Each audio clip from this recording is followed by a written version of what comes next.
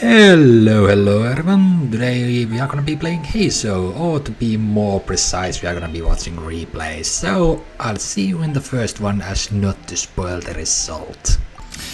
And here we have our first game against Mask 44, with their double Cryo Raiden deck. Of course that deck, I think the original version that was once meta was Raiden. Was it? I think Shenhei, and then you would have Eula as the third character, I believe. That sort of deck was once quite meta. It since fell out as more and more aggro decks that could kill a Raiden on round 1 got into the meta instead, but now that Raiden has been buffed and because Frost Operative has been buffed, the deck has seen some resurgence in use. Now our deck is very simple. We have Mana for easy Hydro application, Dwalin for easy swirls, and Heizou to finish it all off. We are gonna be using, talent cards for Dwalin and Heizou merely for a little bit of extra damage. Collective of Plenty as our main source of extra damage, and of course both the 3 and the 2 cost Golden Troop along with Fruits of Training for extra dice. And of course we have, Anemo Resonance here. Now in this first game our opponent is doing some interesting moves, switching to Shenhei round 1 instead of going for Raiden Burst, but I do not mind, it makes my life easier.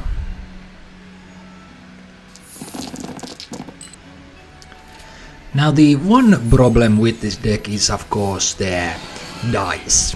If you do not have good dice, you are gonna be screwed. Which is why we also have 2 copies of Favonius Library. Of course, if you feel like that's not enough, you can use whatever dice fixers you want on top of that, or replace the Favonius Library with whatever dice fixer you want to use. But I do recommend running at least 2 dice fixers in the deck, because Dwalin's, a 5 cost kill is already quite expensive. On top of that, usually round 2 you wanna do 2 skills with Dwalin. In this case we did not do skills because we played the Collective of Plenty instead. And you can see our opponent is already in some trouble. Raiden being taken out and my Dwalin living comfortably with 1 HP. Meaning I get to take advantage of... Oh no, hold on, I do not have Ball Princess in hand, but I do get to take advantage of Dwalin's burst to finish off Shenhei and attach total collapse on the Frost Operative. And now you can also see our Dwalin already, no, not Dwalin, Heizou already has 5 stacks of Declension, and to put this, how this thing works very simply, as long as you have 2 or more stacks, use the skill. That's the easiest way to explain. You want to have 2 or more stacks, and then you want to use the skill. And there goes the first match. Nice 8 damage finish. Let's hop on to the next one. Now our next game against B-Master. This time we have the fat Yunkasaurus coming right up.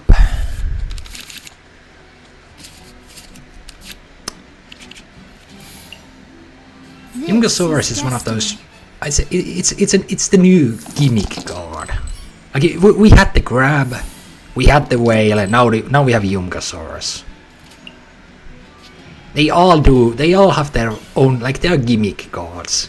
They rely on one very specific thing to be good. Grab. You want to do nothing but collect shields. Whale, you want to do nothing but tune and discard cards. And with Yunkasaurus you want to do nothing but eat. It is actually funny, like, I'm not a big Grab fan, I'm not big Whale fan, I don't really play those cards like at all. But I actually do like Yungasaurus because you can actually do some like tricks. Because food cards, there at least there's some variety, you know, in food cards. You know, with Crab, all you wanna do is, okay, 2 characters, or at least 1 character that can create shields, stick everyone with Tenacity of Millilet or the Ancient General Helm, and voila, that's gonna be the entire game plan. We Whale. Well, it used to be use sketching, nowadays I suppose it's use Chaska, do nothing but discard until your whale has too much HP and too many stacks for the burst damage reduction, and voila, you win the game. But with Yungasaurus you actually have to be mindful, because it's not that easy to make Yungasaurus unkillable compared to Whale or Crab. You actually do have to like protect it. And I like that. There's some challenge in playing Yungasaurus. I dare say more challenge than playing Crab or Whale. Because the starting HP is low.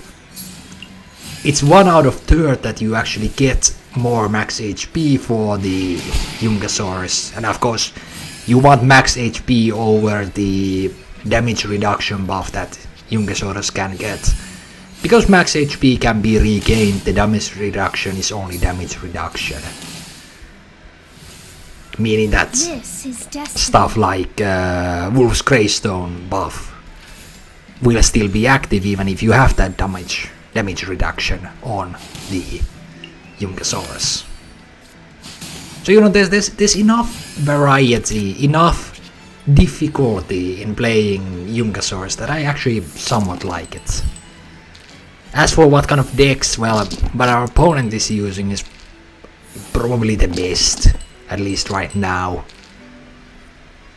I myself use a double summon deck as well, but not with Emily. I used Dehia and Yaemiko.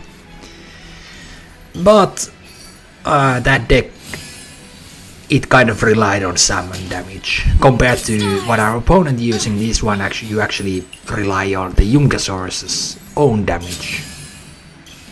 So I dare say this deck is far better than what I came up with, even though I saw some success. And that being quite great success. But enough about Yungasaurus. As a side note, we are using Fruits of Training because Heizou, actually this deck as a whole, can actually take, like I've tried to make decks that take advantage of Fruits of Training and Collective of Plenty. It was really, and I mean really difficult to come up with a deck that actually takes advantage of those effects. Like, okay, Collective of Plenty is relatively easy, but the Fruits of Training, that's actually difficult. But in these decks I actually realized that in this deck it works. Because Fruits of Training only gives you 1 stack, and it, you know, until round 3 you are probably just gonna be using Dwalian skill. So there's a lot of time to draw that Fruits of Training. But anyway, on to the next match. And our next game, Panicotta. Or Panicotta? Panicotta. Not so sure how you are supposed to pronounce that, but no matter. So, against, as you can see, Mavuika Burning deck. Though, if I remember correctly, this match is not that special. But hey, actually, I've kind of skipped over it, so even though the game plan is very simple, you have 2 choices round 1. 1 Mona skill and setup, or Mona skill Dwalin skill. You wanna do one of those 2. You never want to round 1 go to Heizou, and well, you never really want to do 2 skills with Mona. Of course, there might be a scenario where your cards are half full, your dice are half full, and the only proper way you can actually accomplish something is doing 2 skills with Mona, so that you do not have to tune all your cards or whatever. But that's like if you are in dire straits, you know. Otherwise, just Mona skill setup or Mona skill Dwalin skill. And also we are using Days of Resistance, because we are gonna be spending a lot of time on Dwelling when we do the cleansing skill. So having some extra layers of protection that Dwelling doesn't get sniped during the skill is very beneficial for us. Of course, we want to keep Dwelling alive as long as possible, simply so that the Heizou has time to get as many declension stacks as possible.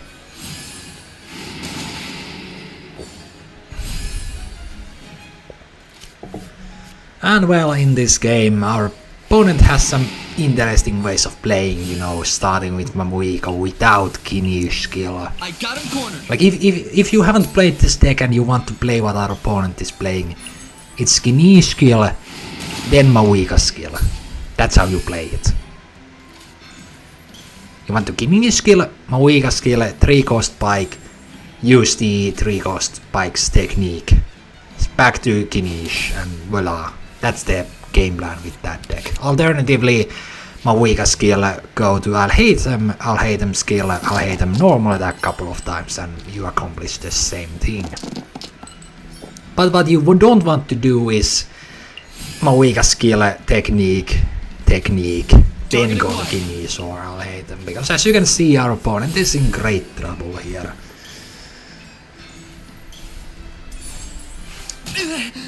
Everything. Which actually I could mention, I'm only running 1 copy of each of the talent cards for Heizou and Dwelin, but it's highly recommended that if you want to like be aggressive, use 2 Dwelin talent cards. Because if you get that total collapse on round 1, all the following rounds, because what the talent card does, basically the total collapse never leaves the field when you have Dwelin's talent card equipped. I say almost never, but in this case you can see it actually does leave the field. And our opponent also gives up in this game. So on to the next one, and I'll continue that explanation there. So as I was saying just there a moment ago, you can use 2 copies of Dwelin's talent card. In that case, you really want to do the skill on round 1 if you have the talent card, because the total collapse never really leaves the field, and when it stays on the field, that's just extra damage for you. So basically, Dwelin's talent card does this exact same thing that Collective of Plenty does in this deck. Of course, because these games were played in the Arena of Champions challenge, I could not switch the deck mid-challenge, so throughout these replays I'm only gonna be using 1 talent card in my deck. But I do recommend you just use 2 cards.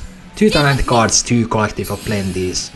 Then round 1, if you have the talent card and the dice, go for Dwelling skill with the talent card, of course. And if you do not, go for Collective of Plenty if you happen to have that, or Liven. The probability is on your side that you should have either the talent card or Liven or Collective of Plenty, if not multiple of these in your starting hand. The probability is quite big for that.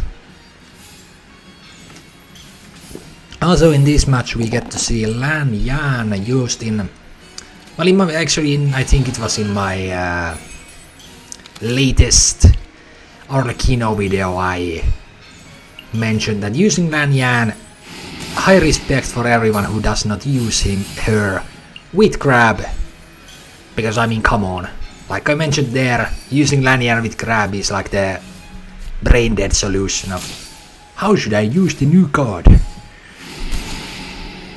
Anyway, here she is used in stall, which I also think is like Get to work. Well, okay, let's be honest. The best way to use Lanyan is with grab, because she creates so many shields. The second best is in store decks. As you can see here, our opponent is playing a store deck. And also Lanyan works very well with Sidlali, simply because they both have shields that do not have upper limit.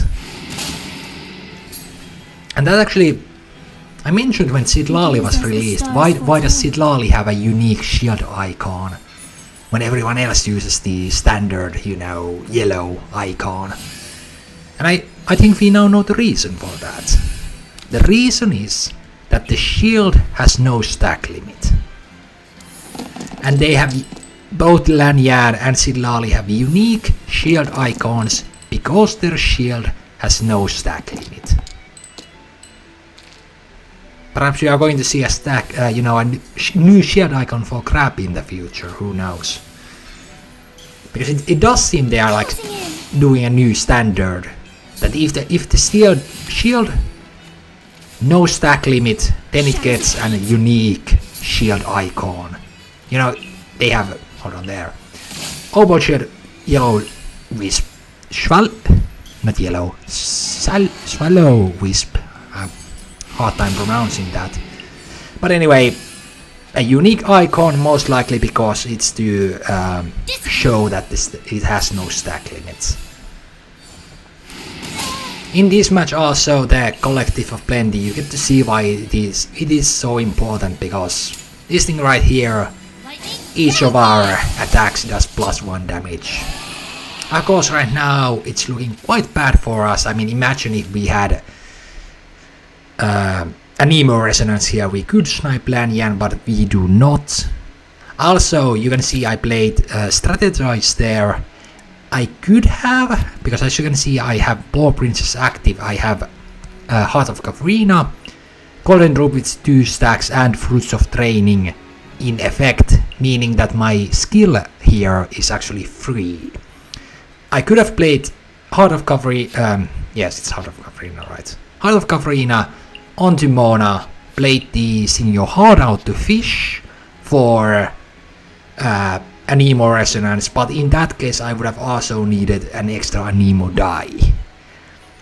Quite unlikely to get them both. You can see we still have 12 cards left.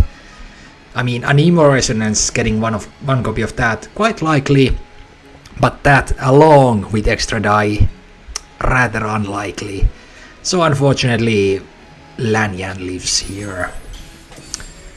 But at least we get to save the Fruits of Training effect, thanks to the talent card not using the Fruits of Training discount. And this is actually, you need to remember this if you play the deck. If you are using Heizou's talent card, Fruits of Training does not discount the talent card. It only discounts the elemental skill, compared to Golden Droop's reward that does discount the talent card. So you need to be mindful of that if you find yourself in a situation where you need to count the dice.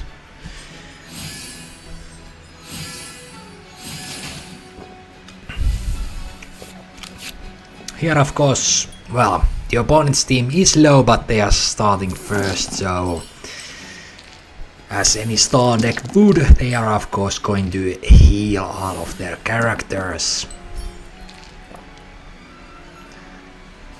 Of course, you can also assume here that our opponent, they know if we pull an Emo Resonance, we can snipe Lanyan. We could have sniped Cookie, well, at least procced her revive, but now you can see there comes the Resonance, but now the opponent has healed all of their characters so that we cannot swirl snipe Lanyan or Cookie's revive anymore. Here I make a slight mistake. I could have played Paw Princess right now, but I did not. But lucky for us, it doesn't really matter. That right there, the kill thanks to our talent card, of course, because what the talent card does, as long as you have 2 stacks of declension, you do +1 damage. That's the talent card. Straight, simple, good. Closing in. The stars are fading. Our opponent, of course, putting up a great fight, but here we use the resonance because we want to proc Cookie's talent card revive. Because as you can see, Cookie has already eaten a fruit this round, and as you can see, even though we did make a slight mistake, we can still save ourselves here. Thanks to having Boar Princess and the Heart of Caparina, so that we can create 1 dice and finish the game off with a burst. And with that, on to the next one. And our next game, Fatima and the Crab. Now you might at first think that Crab is a difficult matchup for us. And it would be under certain conditions. That being if they use the Crab talent to cleanse Mona's Hydro Aura, and if we are unable to get Collective of Plenty or Ace Das talent, no, not Ace Das, Dwalin's talent card. Excuse me, my stomach is acting up there. If we are not getting Collective of Plenty or Dwalin's talent card round 1, or the opponent cleanses the Hydro Aura with the Crab talent card, in those scenarios this would be a difficult matchup. But as you can see, they do not use the talent card for that. We get the Collective of Plenty, meaning that we are looking quite good. Now of course in this match you get to see quite a lot of bad dice. I remember that from this game. But yeah, this is why you need dice fixing, because we only have the standard golden rule. We have to tune most of our cards just to get a skill down. But yeah, why is Dwalin actually good against Crab if they do not cleanse, or as long as you get some extra damage? It's because of the 5 cost skill. Because the 5 cost skill always goes to the off-field characters. It has priority on that, you know. If the opponent only has 2 characters left or 1 character left, then it's, all going to the one and the same basically. But because in Crab you usually want to tank all the damage on Crab and have your 2 other characters stay off-field generating shields with artifacts such as General's Ancient Helm and Tenacity of the Lilith. But because Dwalin then straight up target those characters, and in that case because they want to of course stay on Crab to tank all the damage, you can just pound the characters to death. Here unfortunately we do not have gamblers, because Layla is a guaranteed kill. Unless they would throw out, healing foods, but Crab does not use healing foods. Mystic Soup at the best. Unless they are running some very odd variant of Crab. But yeah, once again, this round maybe you noticed we had enough dice for 1 skill, but now our dice are looking horrible, so we finish Toma off with a normal attack. Everybody. And now this is where things get difficult. Crab is still left. Our Dwalin is low, but luckily Heizou has a bunch of stacks. Actually, now that hold on, let's wait for this dice to roll. Then I want to check something about Heizou's skill, because the burst is relatively simple. The burst is simple. You do damage. In case you swirl, then you do extra damage. +1 basically.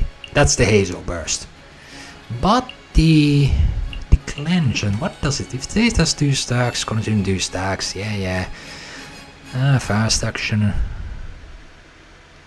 Like this part here. Heartstopper strike charge will be increased by 1.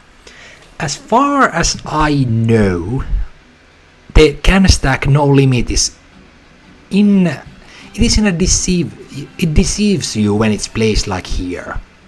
Because if you read this like this, you're like, okay, Heartstopper strike charge will be increased, the damage will be increased by 1, can stack no limit. The can stack no limit does not mean the damage increases. The can stack no limit means the declension stacks have no limit. The damage is only ever increased by 1.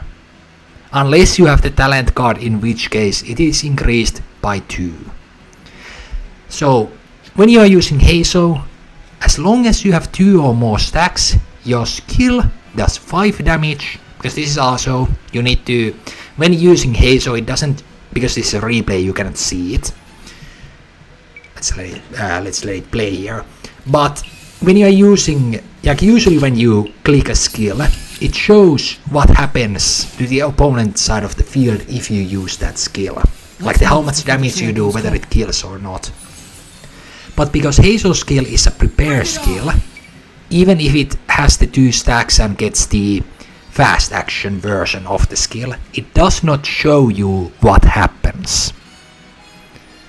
So, but you need to remember that as long as you have 2 or more stacks, your skill does 5 damage. If you have the talent card and 2 or more stacks, or basically, actually, I think the talent card, if you have the talent card and 2 or more stacks, you do 6 damage with the skill. Alright, got that? Good. So remember, it's 5 or 6, or in my case here, 7, because we have the collective of plenty. But with Heizou's kit alone, talent card included, the max damage you can do with the skill is 6. Here you can see our opponent is desperate, playing gamblers, you know, wanting to burst next round. I mean, then again, they can also do a skill to snipe either Dvalin or Mona. We, of course, with our bad dice, had to little bit play around to get the maximum value of Golden Droop.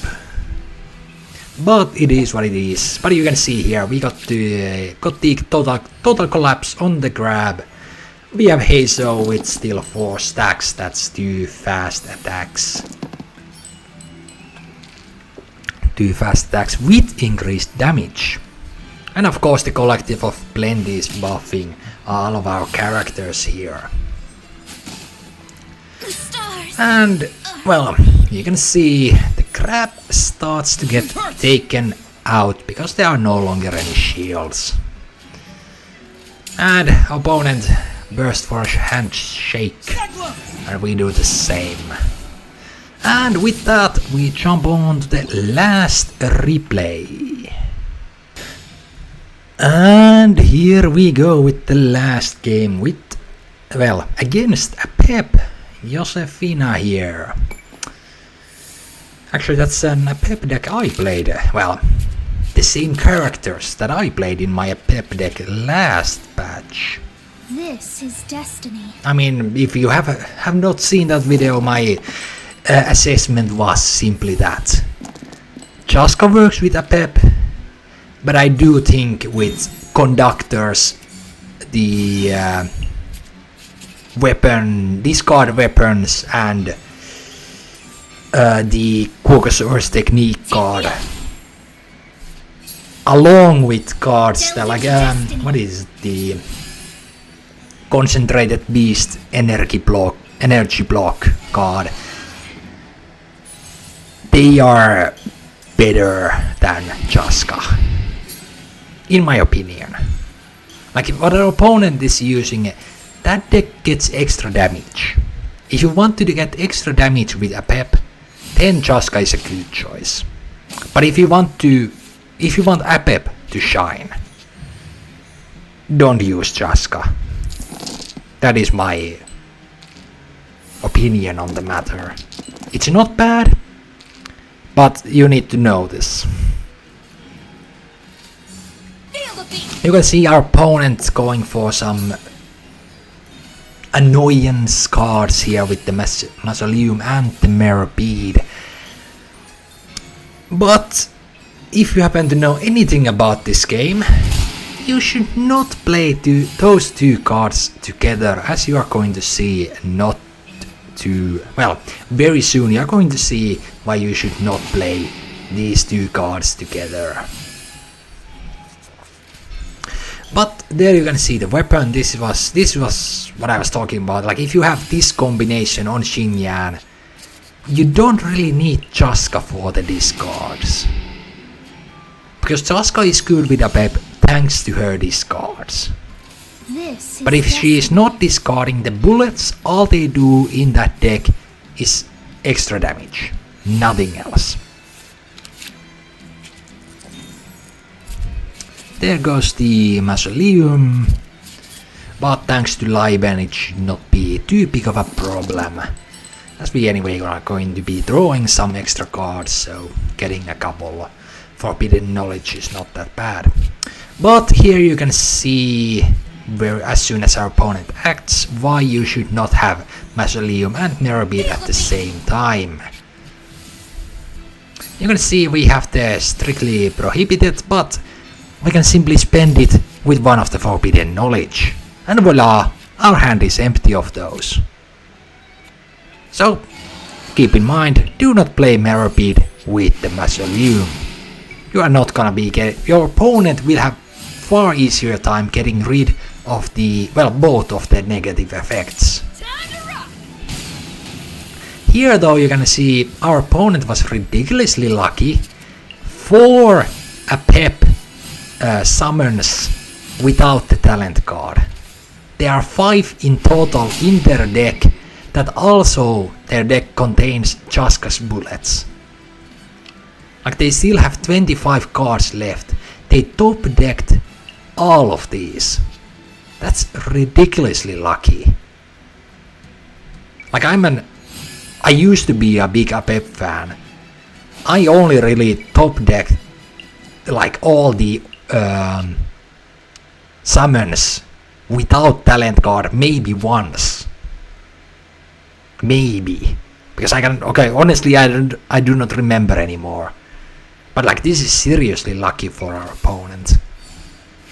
But unfortunately they were too blinded by their success to notice that we might be able to snipe a pep, as we are doing right here. 2 dwelling skills means that a pep will be dead at the end of the round.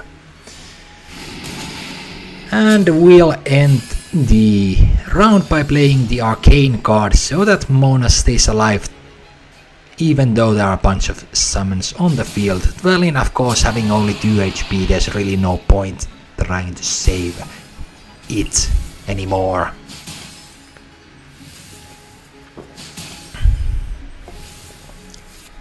And now our opponent has to spend 1 attack on Mona to get rid of her, while we can keep Heizou safe. But here you can also see bad dice strikes again, but luckily we have gamblers. Now here, of course, if our opponent got any more than that healing, we would be in trouble. Usually here, as soon as I use a skill. You can see we only have the declension stacks, so we are doing 5 damage, which is not quite enough to take out Xingyan. But luckily Xingyan, with only 1 HP and already satiated, together with having gamblers, means that we already won the game. Because we can simply do a normal attack, which gives us the 2 Omni die, so that we can tune and use a skill or a burst on Chaska. And with that, we've come to the end of the video. I'll see you all in the next one. Goodbye.